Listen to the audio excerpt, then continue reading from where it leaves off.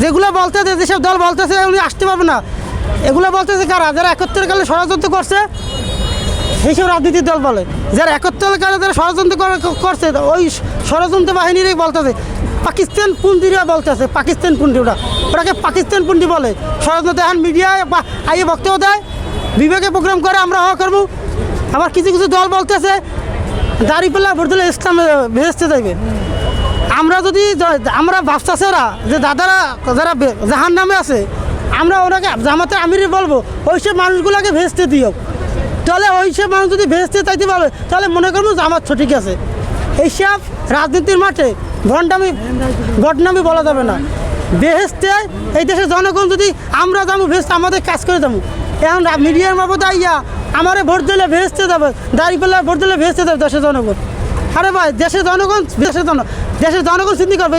এইসব বন্ডামি রাজনীতি ইসলামী দলতে সালতে বাদ দিতে হবে। কিছু কিছু দল বলতেছে হাত পাকায় ভোট দিলে নবীজিকে ভোট দিতে হবে। এইসব কথা শুনলে আমাদেরকে মাথায় রাগ উঠে যায়। এরা হারা বছর আওয়ামী লীগের সময় লেজু দিয়ে চলছে, বয়সের মারি খাওয়ার পর আওয়ামী লীগের গন্ধ হয়। এখন তারা বড় বড় কথা বলে, বড় বড় মিডিয়ামভাবে কথা বলে। আমরা বলতে চাই দেশের জনগণ চিন্তা করবে। আমাদেরকে 5 তারিখের পর দিকে দেয়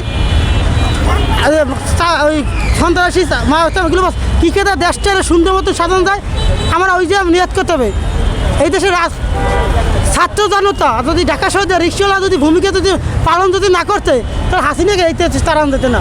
এই দেশে আমাদের সাইদি সাহেব একটা কথা বলছে, যেন না হাসিনার পতন হবে সেদিন রাজপথে জনতার ঢোল নামবে। হাসিনার পতন এদেশে কোনো রাজনীতির দল করে না, বাংলাদেশ জনগণ হাসিনার পতন করেছে।